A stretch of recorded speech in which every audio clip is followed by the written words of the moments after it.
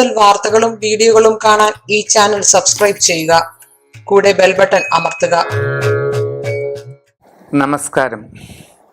ജ്യോതിഷ പങ്ക്തിയിലേക്ക് എല്ലാവർക്കും വളരെ ഹൃദ്യമായ സ്വാഗതം. അത്തം നാളുകാരെ സംബന്ധിച്ച് ഇപ്പോഴുള്ള സമയം എങ്ങനെയുണ്ടെന്ന് നോക്കാം. പൊതുവെ ഗുണദോഷ സമ്മിശ്രമാണ്.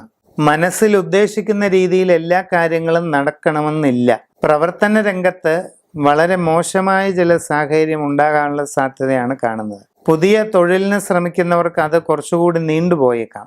നിങ്ങളുടെ കർമ്മരംഗത്ത് പ്രതികൂലമായ പല അനുഭവങ്ങളും നിങ്ങൾക്ക് അനുഭവപ്പെട്ടെന്ന് വരാം. സാമ്പത്തിക നഷ്ടങ്ങൾ, കാര്യപരാജയങ്ങൾ, ഇതിനൊക്കെ സാധ്യതയുണ്ട്.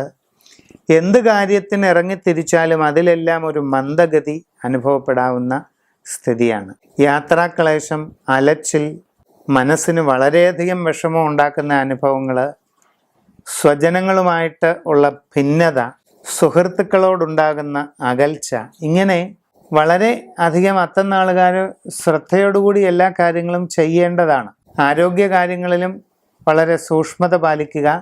നാഡീമർമ്മ സംബന്ധമായ അസ്വസ്ഥതകൾ, ഉദരവൈഷമ്യങ്ങൾ, ഇതെല്ലാം ഉണ്ടാകാവുന്ന ഒരു സ്ഥിതിയിലൂടെയാണ് കാലം മുമ്പോട്ട് പോകുന്നത്. നിങ്ങളുടെ ഗൃഹാരൂഢം ശരിയായി പരിശോധിപ്പിക്കേണ്ടത് വളരെ അത്യാവശ്യമാണ്. അപ്പം അത് വേണ്ട രീതിയിൽ ചെയ്യുക.